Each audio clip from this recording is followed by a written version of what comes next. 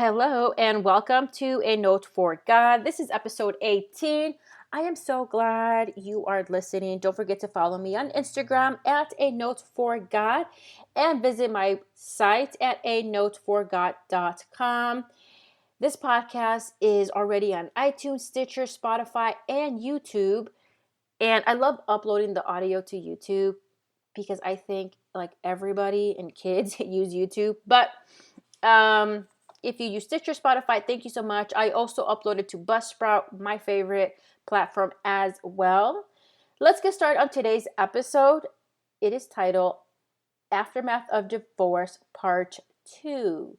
Now, if you have not listened to the first part, definitely go back and listen. I have attached a link on the description box or simply scroll and you'll see the title Aftermath of Divorce. This is part 2. Again, I will not ever go into too much detail about my divorce because that's just private, right? And that's just one thing I'm not going to do.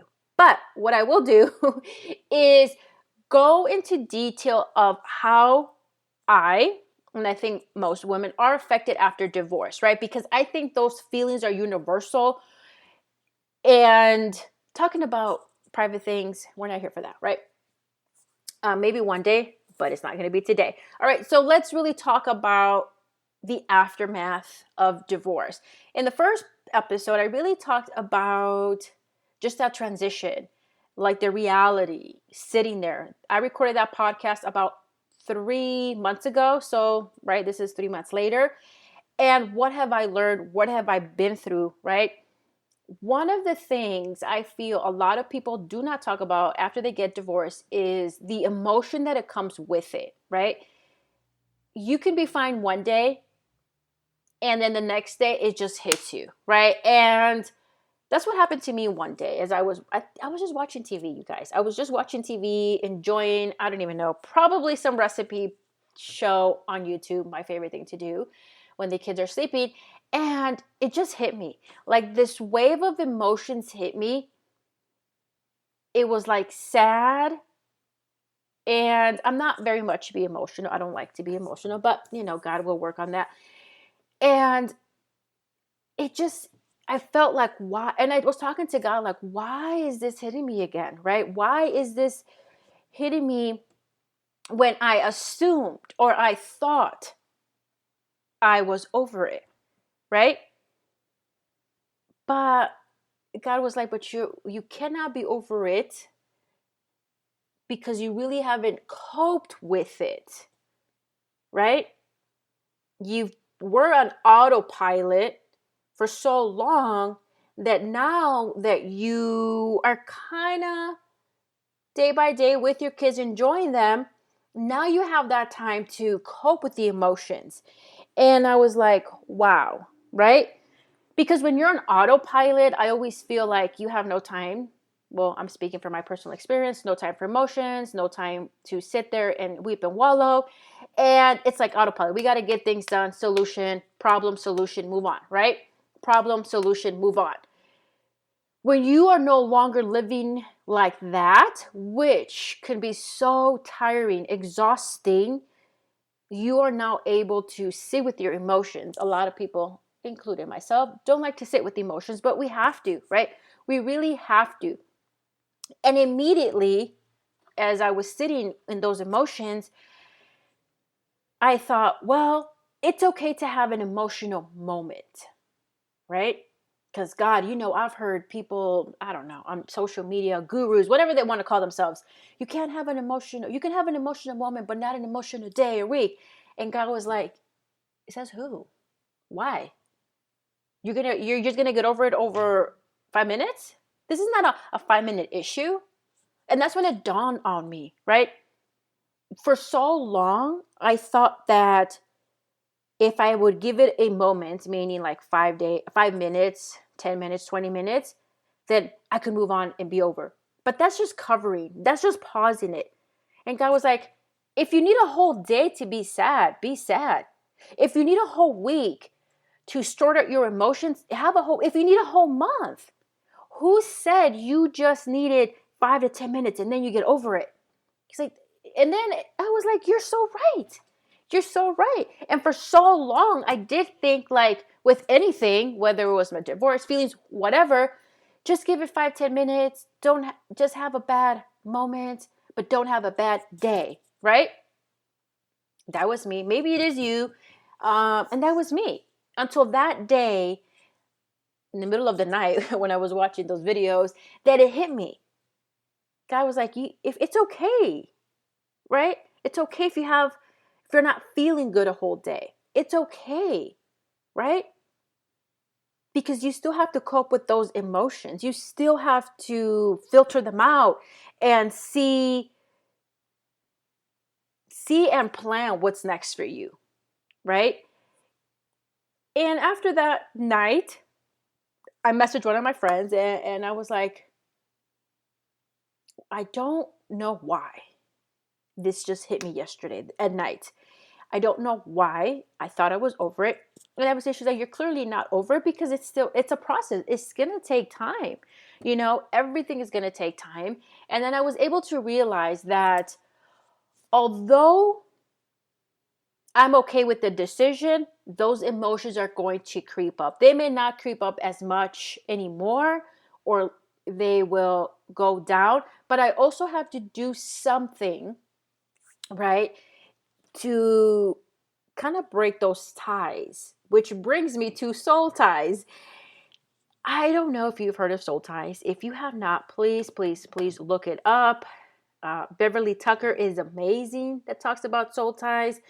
The Real Talk Kim talks about soul ties. Now, there's plenty Christian women who also say soul ties aren't real, who take a Bible verse and they're like, clearly, there's no such thing as soul ties, right? But the women I talk to, like Beverly Tucker that I follow, Tiffany Montgomery, who say, like, once you get married, and even when you're not married, but let's just say when you're married and you consummate the marriage, you have sex, you become one, right? The Bible says the man leaves his family to become one with his wife, your flesh, right? I was listening to another pastor, Jolene Whitaker, and I love this specific video. She's like, your DNA, your saliva, all the juices, all of it goes together. You become one. It becomes a soul tie, right?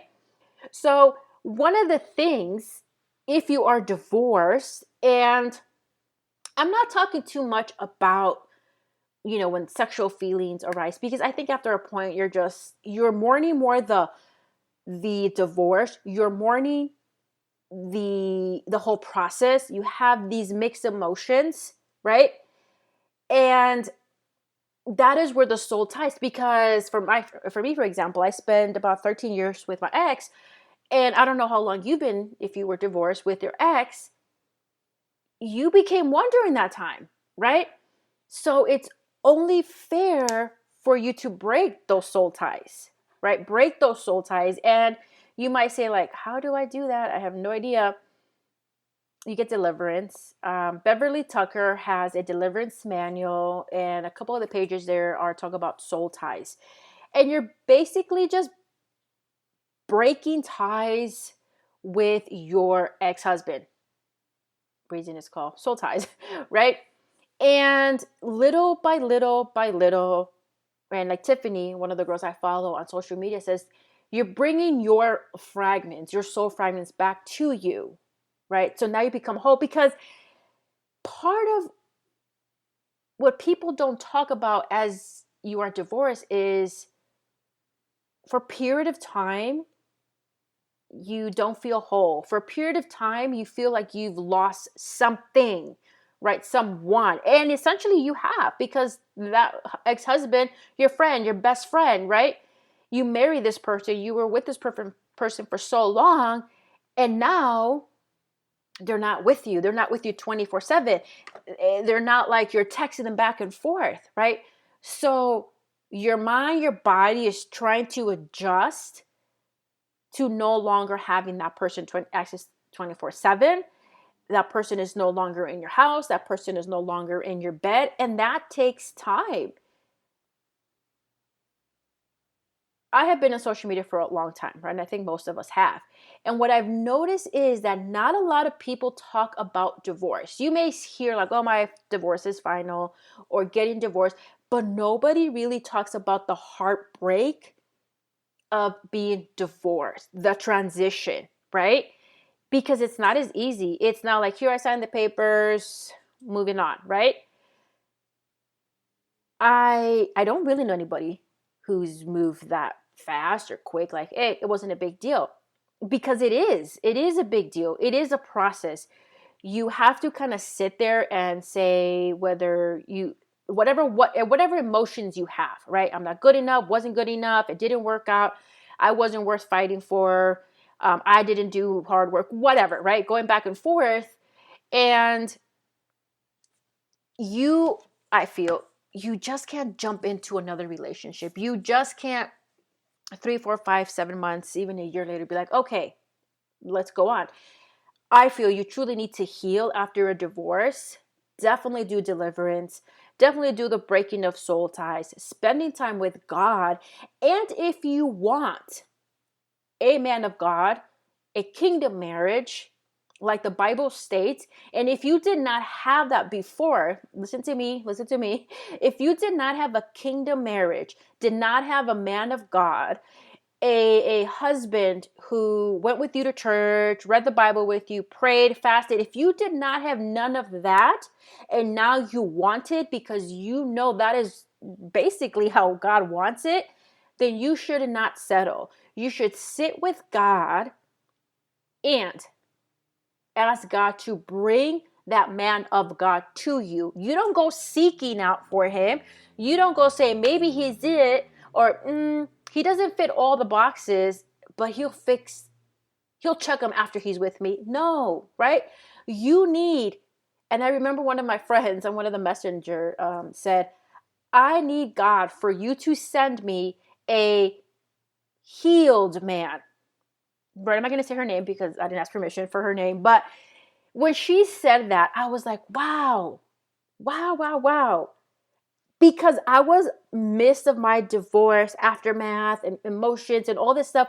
I didn't think about that. So when I read where she said, she's like, I am praying for a healed man.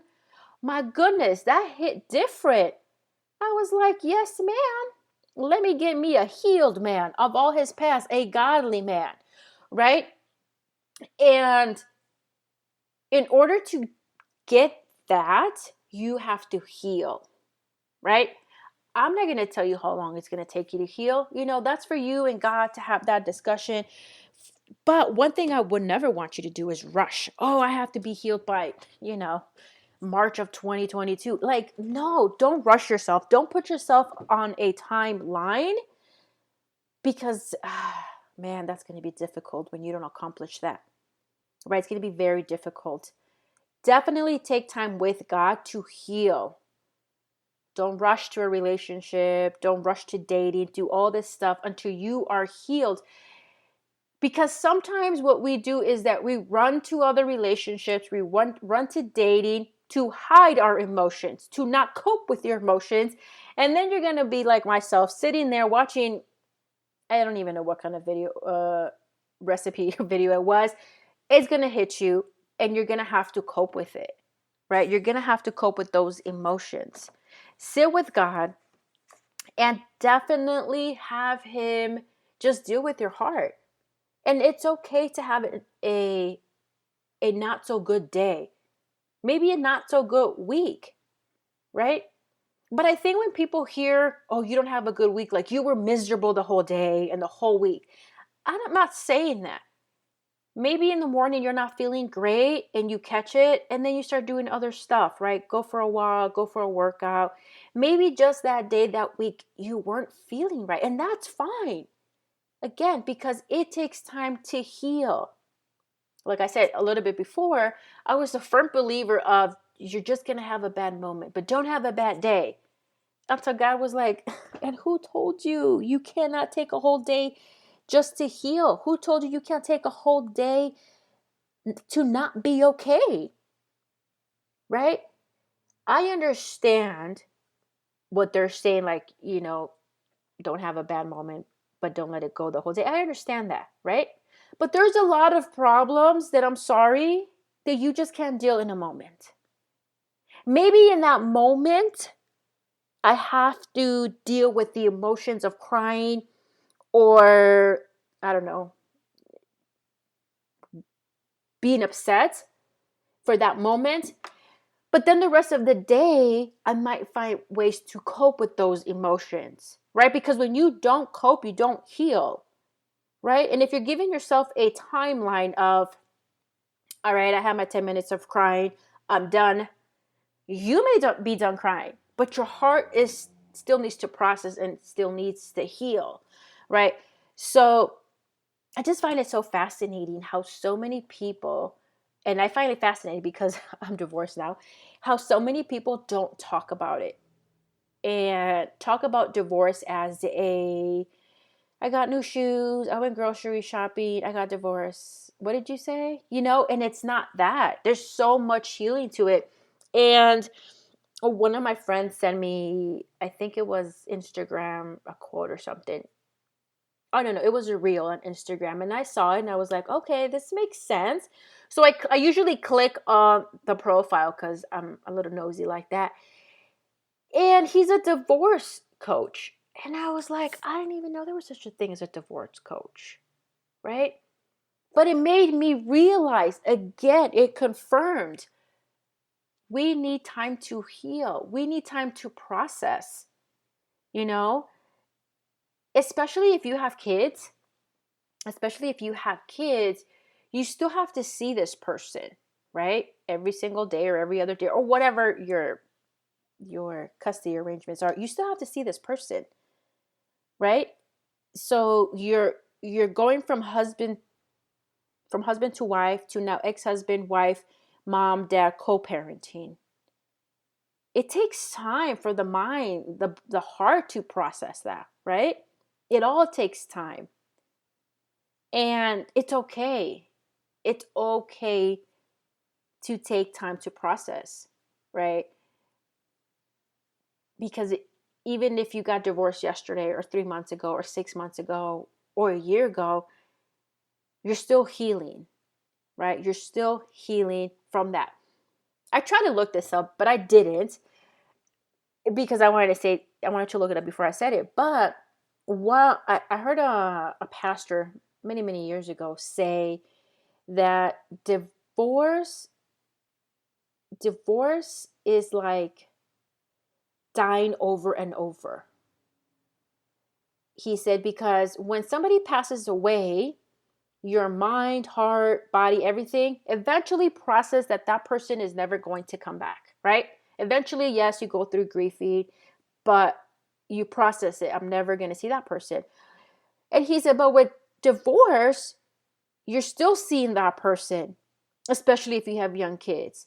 And I was like, wow. He said, when he said divorce is like dying over and over again because you see that person, every day, every other day. And I was like, wow. Even then, when I heard it, I wasn't divorced, but it was like, wow, that is so true. I did look it up. You guys, even on like a dictionary.com or on the internet to see if that was divorce. I didn't see it, but I like his example, right? Because now you have to see this person as a co-parenting, right? Co-parenting with your kids. And maybe you don't have kids, or maybe your kids are older, right? Don't quote me, but you still go through the same things. You may not see that person as often anymore, but it still hurts. It's still painful. It's still a process, right? It's not as easy as society makes it. Here, you check the box, you're done. Okay, you're divorced now, right? So just to wrap this episode up, I really want to say, don't feel like you need to be rushed. Don't feel like your emotions have to be done and over with in 2.5 seconds, because it cannot happen, right? It is okay to have a moment. It is okay to have a week, a month, however long it takes you, right? Especially, like, really think about it. If you were with this person for so long, I'm just going to use my example, 13 years, how would I expect to be over a relationship in 5 seconds, a moment, right? It's like when you're pregnant, you're having a baby. It took you 9 months to have this baby, right? Your body's changing. 9 months. You have a baby, you're not going to be back in shape a day later. Let's be honest, right? It took you 9 months to have a baby for your body to transform. It might take you 9 months to a year to get back in shape, right? It took me, that's about how long it took me, right? So how are we going to think then we are going to get over our emotions in a moment, right? So definitely, if you are feeling those mixed emotions, just sad or blue, it's okay. Just sit there and talk to God, and that's what I did. I really had to sit there, cry, and talk to God and say, why am I feeling this? Why? And it was just, you have to process. You can't suppress, you can't like put a time frame on when you're done, because you're not done. You have to process, right? And every single day it's different. And some days are great. And then some days it just hits you like out of the blue, where it's like, we have to talk about this, right? But I will recommend, like I said, definitely get yourself a deliverance session, or go to Amazon and get the book from Beverly Tucker and go to the page where it says Soul Ties, and definitely do that on a repeat basis, right? Because you want to be whole and heal for the next. I know. You probably like me. Ain't nobody thinking about the next. But you have to be healed and whole for yourself, right? And definitely be that person you want to be and have in the future. Let's say long time, right? Because most people who are divorced are not thinking right away about, hey, let's talk about the next one, right? So definitely it takes some time. I will link the book at the show on the show notes, so you can get that book. It's an amazing book, but definitely get it for Soul Ties. Don't forget, it is okay to be sad, upset, frustrated. Just talk to God about it, because this is not a it's over in a day type of thing, right? So definitely I would end this segment with with Matthew 25:23, because when I close my hand in this world and open up my eyes to see God, my Father, I want him to reach his hand out to me and say, well done, good and faithful servant. Thank you for listening, and talk to you later.